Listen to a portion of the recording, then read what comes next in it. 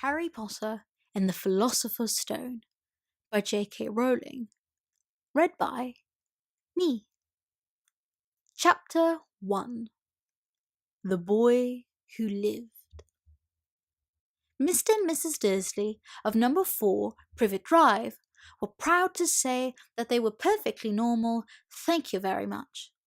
They were the last people you'd expect to be involved in anything strange or mysterious, because they just didn't hold with such nonsense.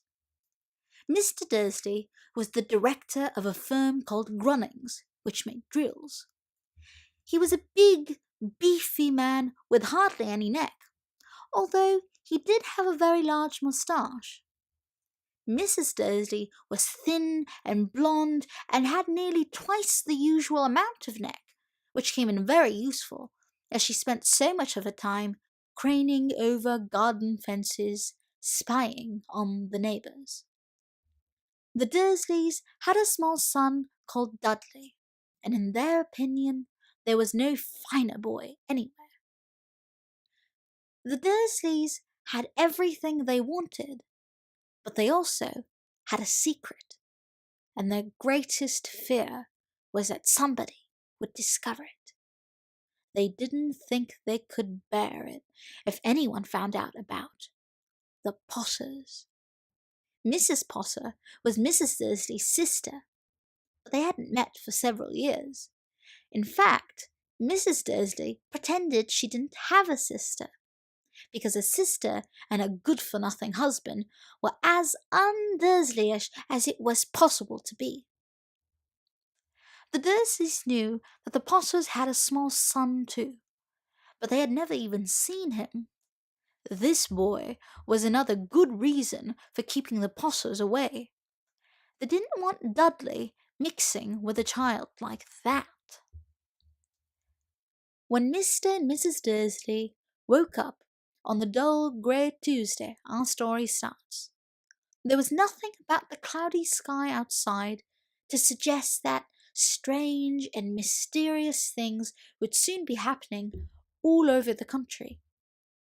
Mr. Dursley hummed as he picked out his most boring tie for work, and Mrs. Dursley gossiped away happily as she wrestled a screaming Dudley into his high chair.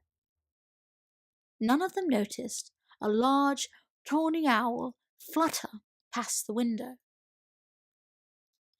At 8:30, Mr. Dursley picked up his briefcase, pecked Mrs. Dursley on the cheek, and tried to kiss Dudley goodbye, but missed, because Dudley was now having a tantrum and throwing cereal at the walls.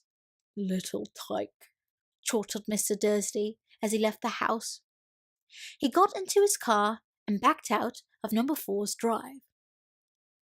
It was on the corner of the street that he noticed the first sign of something peculiar: a cat reading a map. For a second, Mr. Dursley didn't realize what he had seen. Then he jerked his head around to look again. There was a tabby cat standing on the corner of Privet Drive, but there wasn't a map in sight. What could he have been thinking of? It must have been a trick of the light. Mr. Dursley blinked and stared at the cat. It stared back. As Mr. Dursley drove around the corner and up the road, he watched the cat in his mirror. It was now reading the sign that said Privet Drive. No, looking at the sign. Cats couldn't read maps or signs. Mr. Dursley gave himself a little shake and put the cat out of his mind. As he drove towards town, he thought of nothing except a large order of drills he was hoping to get that day. But on the edge of town, drills were driven out of his mind by something else. As he sat in the usual morning traffic jam, he couldn't help but noticing that there seemed to be a lot of strangely dressed people about. People in cloaks. Mr. Dursley couldn't bear people who dressed in funny clothes, the get-ups you saw on young people. He supposed this was some silly new fashion. He drummed his fingers on the steering wheel and his eyes fell on a huddle of these weirdos standing quite close by. They were whispering excitedly together. Mr. Dursley was enraged to see that a couple of them weren't young at all. Why, that man had to be older than he was, and wearing an emerald green cloak. The nerve of him! But then it struck Mr. Dursley. This was probably some silly stunt. These people were obviously collecting for something. Yes, that would be it. The traffic moved on, and a few minutes later, Mr. Dursley arrived in the Grunnings car park, his mind back on drills. Mr. Dursley always sat with his back to the window in his office on the 9th floor. If he hadn't, he might have found it harder to concentrate on drills that morning. He didn't see the owl swooping past in broad daylight, though people down on the street did. They pointed and gazed open-mouthed as owl after owl sped overhead. Most of them had never seen an owl, even at night time. Mr. Dursley, however, had a perfectly normal owl-free morning. He yelled at 5 different people. He made several important telephone calls and shouted a bit more. He was in a very good mood until lunchtime, when he thought he'd stretch his legs and walk across the road to buy himself a bun from the baker's opposite. He'd forgotten all about the people in cloaks until he passed a group of them next to the baker's. He eyed them angrily as he passed. He didn't know why, but they made him uneasy. This lot were whispering excitedly too, and he couldn't see a single collecting tin. It was on his way back, past them, clutching a large doughnut in a bag, that he caught a few words of what they were saying. "The Potters! That's right! That's what I heard! Yes, their son, Harry!" Mr. Dursley stopped dead. Fear flooded him. He looked back at the whisperers as if he wanted to say something to them, but thought better of it. He dashed back across the road, hurried up to his office, snapped at his secretary not to disturb him, seized his telephone, and had almost finished dialing his home number when he changed his mind. He put the receiver back down and stroked his moustache, thinking. No, he was being silly. Potter wasn't such an unusual name. He was sure there were lots of people called Potter who had a son called Harry. Come to think of it, he wasn't even sure if his nephew was called Harry. He'd never even seen the boy. It might have been Harvey or Harold. There was no point in worrying Mrs. Dursley. She always got so upset at any mention of her sister. He didn't blame her if he'd had a sister like that. But all the same, those people in cloaks. He found it a lot harder to concentrate on drills that afternoon, and when he left the building at 5 o'clock, he was still so worried that he walked straight into someone just outside the door. "Sorry," he grunted, as the tiny old man stumbled and almost fell. It was a few seconds before Mr. Dursley realized that the man was wearing a violet cloak. He didn't seem at all upset at being almost knocked to the ground.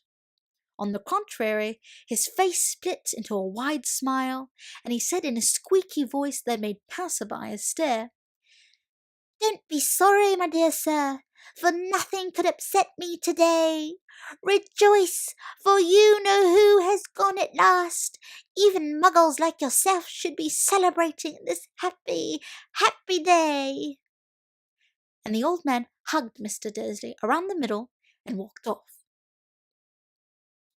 Mr. Dursley stood rooted to the spot. He had been hugged by a complete stranger.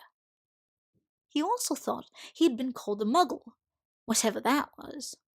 He was rattled. He hurried to his car and set off home, hoping he was imagining things. which he had never hoped before, because he didn't approve of imagination. As he pulled into the driveway of number 4, the first thing he saw, and it didn't improve his mood, was the tabby cat he'd spotted that morning. It was now sitting on his garden wall. He was sure it was the same one. It had the same markings around its eyes. "Shoo!" said Mr. Dursley loudly. The cat didn't move. It just gave him a stern look. Was this normal cat behaviour? Mr. Dursley wondered. Trying to pull himself together, he let himself into the house. He was still determined not to mention anything to his wife. Mrs. Dursley had had a nice, normal day. She told him over dinner all about Mrs. Nextdoor's problems with her daughter and how Dudley had learnt a new word, shan't. Mr. Dursley tried to act normally. When Dudley had been put to bed, he went into the living room in time to catch the last report on the evening news. And finally, bird watchers everywhere have reported the nation's owls have been behaving very unusually today. Although owls normally hunt at night and are hardly ever seen in daylight, there have been hundreds of sightings of these birds flying in every direction since sunrise. Experts are unable to explain why the owls have suddenly changed their sleeping pattern. The newsreader allowed himself a grin. Most mysterious. And now, over to Jim McGuffin with the weather. Going to be any more showers of owls tonight, Jim? Well, Ted, said the weatherman, I don't know about that, but it's not only the owls that have been acting oddly today. Views as far apart as Kent, Yorkshire, and Dundee have been phoning in to tell me that instead of the rain I promised yesterday, they've had a downpour of shooting stars. Perhaps people have been celebrating bonfire night early. It's not until next week, folks, but I can promise a wet night tonight. Mr. Dursley sat frozen in his armchair. Shooting stars all over Britain, owls flying by daylight, mysterious people in cloaks all over the place, and a whisper about the Potters. Mrs. Dursley came into the living room carrying 2 cups of tea. It was no good. He'd have to say something to her. He cleared his throat nervously.